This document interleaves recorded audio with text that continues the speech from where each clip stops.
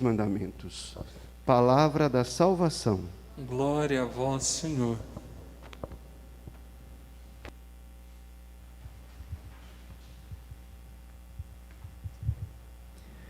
Queridos irmãos e irmãs, nós hoje somos colocados diante daquilo que é, por assim dizer, a essência do cristianismo. E esses fariseus que se aproximam de Jesus, depois que ele calara os saduceus, que não acreditavam na ressurreição, e Jesus demonstrou o erro deles, eles agora se aproximam não para aprender, mas para experimentar, colocar à prova Jesus. De fato, tinham complicado tanto a religião que havia 365 proibições, né? Coincidência é o número de dias do ano atual, né? 365 proibições, coisas que as pessoas não podiam fazer.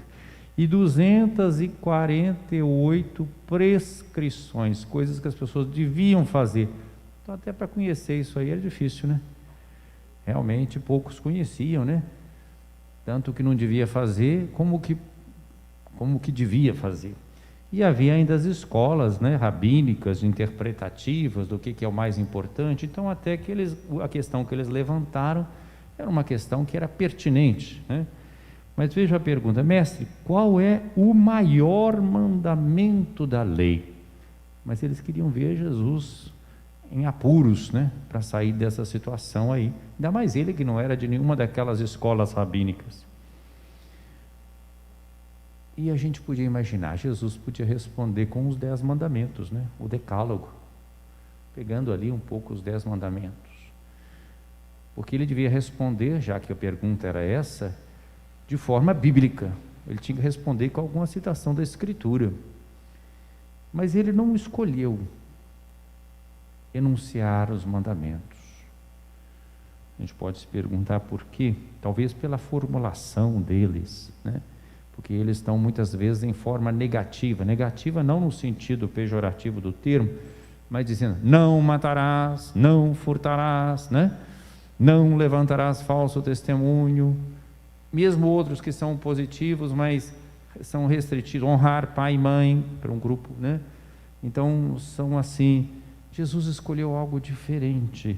Ele foi buscar um texto do livro do Deuteronômio e juntou a ele um texto do livro do Levítico, 2 textos que não estavam juntos. Então aqui está a novidade também do cristianismo.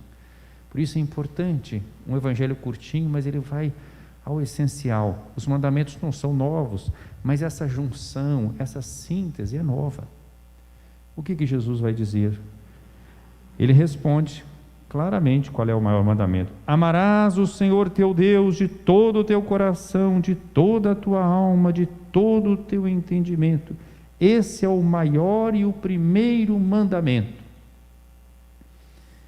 Isso foi o que eles perguntaram, mas ele acrescenta: o segundo é semelhante a esse: amarás ao teu próximo como a ti mesmo. Isso já é do livro do Levítico.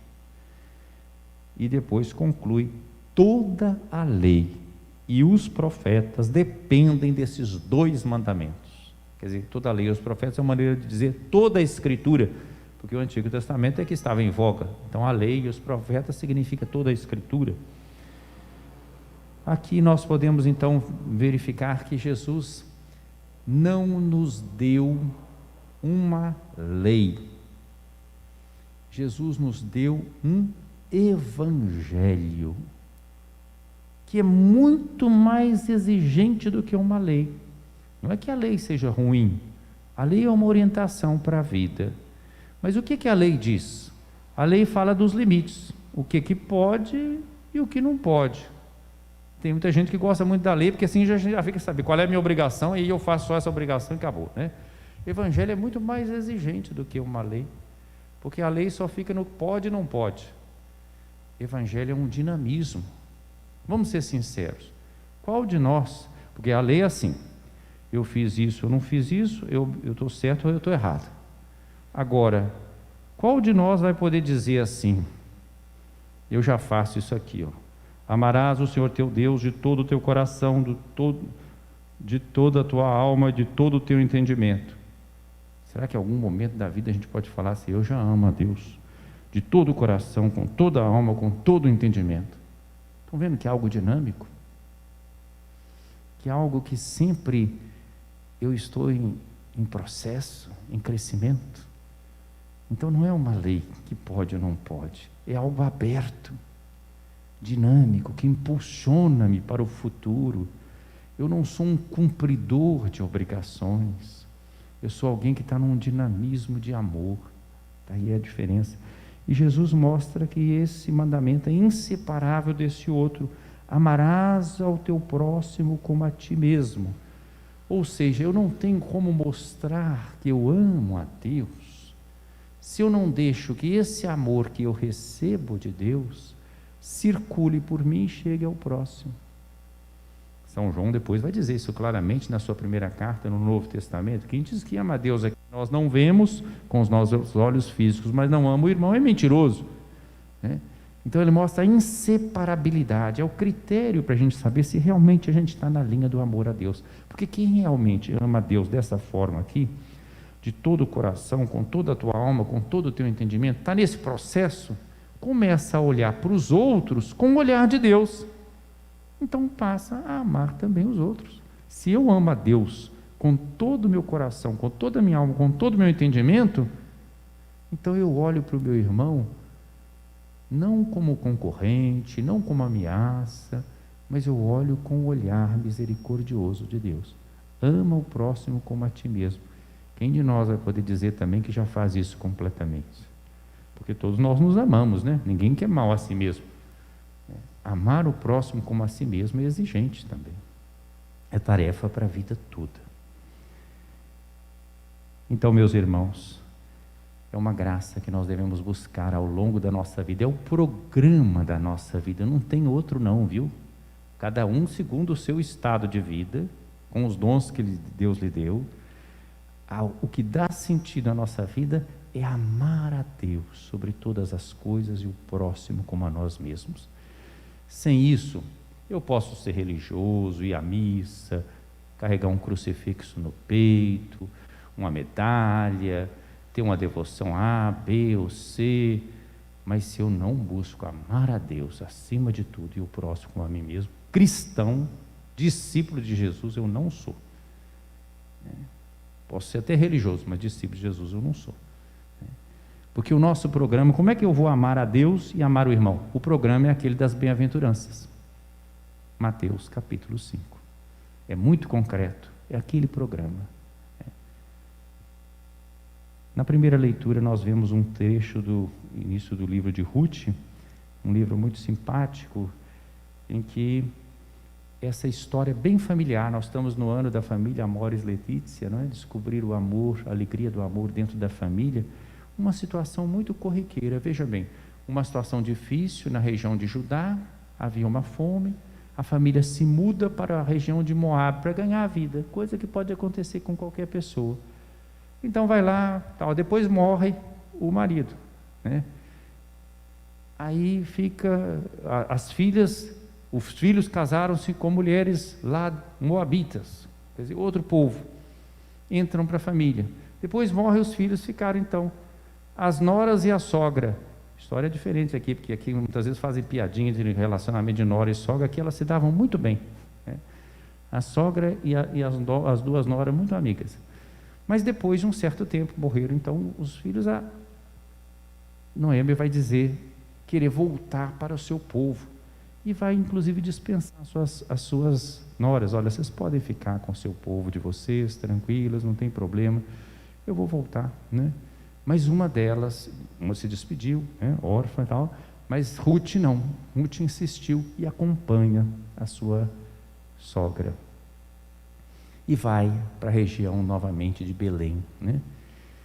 Pois bem, lá ela depois vai ser desposada por Boaz, que é, na genealogia de Mateus, justamente um dos ascendentes, né, da genealogia de Jesus. Boaz vai se casar com Ruth, né?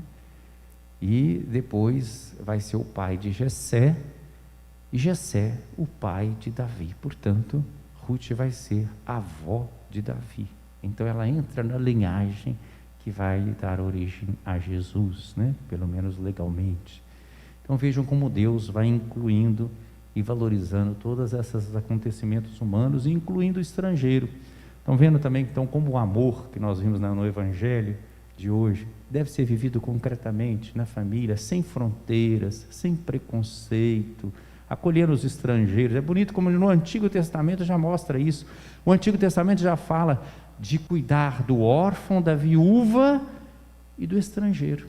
E aqui exemplo concreto, na genealogia de Jesus entram os estrangeiros. Então é exatamente aquilo que diz o Papa Francisco: nós somos todos irmãos, né? Não devemos ter preconceito, devemos ser acolhedores. Hoje a igreja celebra também essa memória não é facultativa, obrigatória, de São Bernardo de Claraval, doutor da igreja. Claro que eu não vou falar aqui mais extensivamente sobre São Bernardo, porque é um santo muito importante, marcante na história, né? Inclusive o tempo dele ficou sendo até conhecido como Era Bernardiana, né? Tal a sua importância. Bernardo vivia de uma família nobre, né? Ele vivia num castelo, e ele vai, muito inteligente desde pequeno, vai estudar ali com os cônegos seculares, e depois até abre-se para ele a possibilidade de os irmãos preparando para ser cavaleiros, e ele mais voltado ali para os estudos, mas já buscando aquele ideal de santidade incutido pela mãe, né? Como é importante uma família que tem referência. A mãe soube educar muito bem, né? E ele então tem essa inclinação, e foi até aberta a possibilidade dele ir para a Alemanha, fazer carreira eclesiástica, mas ele queria alguma coisa mais exigente em relação ao Evangelho, né? E aí ele começa então a ficar assim mais impactado pela ordem beneditina, mas ele quer os beneditinos da observância mais original. Ele acaba então indo para um mosteiro em Dijon, né? Em Citeaux, por isso cisterciense, é quase considerado um segundo fundador dos cistercienses. O mosteiro era bem mais severo, né? Bem mais austero, estava quase sem vocações, mas Bernardo era tão cativante que ele, quando vai, ele arrasta consigo, ele não vai sozinho não. Ele, hoje é aniversário da Neia, né? Trabalha no SAVE. Ele fazia um trabalho vocacional, né, caprichado. Para você ter uma ideia, ele entra no mosteiro, com ele entram 30 de uma vez. Inclusive atrai até os irmãos. E ele era cativante, era um jovem, e ele dizia assim: por que nós vamos servir ao duque fulano de tal, ao conde, que eram os ideais, né, daquela época, ou até ao imperador, se nós podemos servir a Deus como monges, né? Então ele propõe esse mais, né? Antes ainda de Santo Inácio, né? E aí e ele arrasta consigo, inclusive irmãos, né? Chega um ponto que eles estão lá no mosteiro, e não pensa, não era uma vida dura, né? Tinha trabalho manual, tinha o coro, tinha tudo, né? O coro de apanhar, o coro de cantar, né? O louvor de Deus, né? E, enfim, mas uma vida austera, né? Ele chega até um momento que ele fica até doente, ele tinha a saúde mais frágil, mas ali, até o irmão mais novo, que ficou sozinho porque a mãe morre, fica o irmão mais novo com o pai. O irmão mais novo chega a se lamentar: vocês escolheram a melhor parte, que o irmão ficou no castelo como herdeiro, não, porque os outros deixaram tudo, né? Vocês escolheram o melhor. Olha o que era o melhor, o contrário do que se pensa hoje: a vida despojada de pobreza, obediência, de castidade. Deixaram para mim o pior, os bens materiais, o castelo.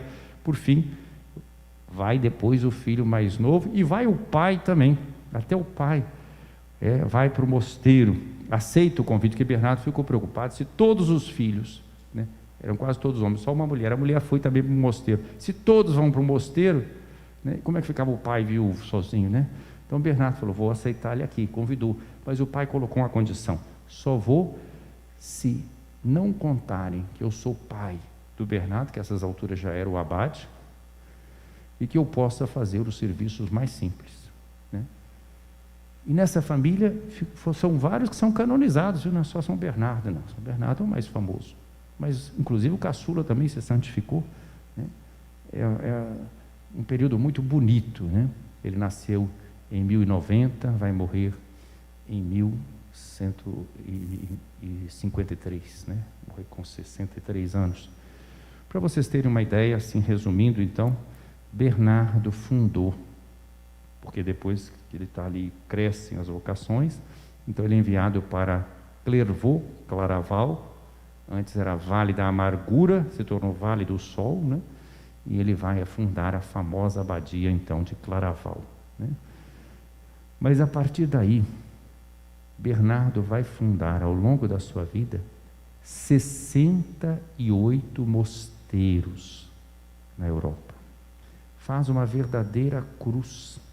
Da Espanha, vai além da Europa, vai até a Síria, da Sicília, quem conhece o mapa, é só que é no sul da Itália, até a Suécia, então parece que dá uma cruz. 68 mosteiros fundados por Bernardo. Não era fácil fundar um mosteiro. Então vocês veem o tamanho da obra deste homem.